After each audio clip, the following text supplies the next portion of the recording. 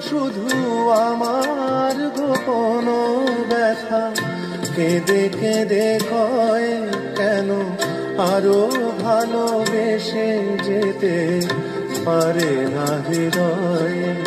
আমি এত যে তোমায় ভালোবেসেছি।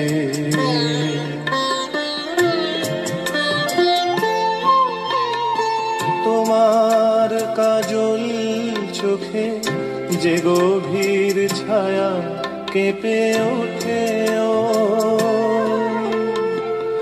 তোমার আধারে ওগো যে হাসির মধু মায়া ফোটে,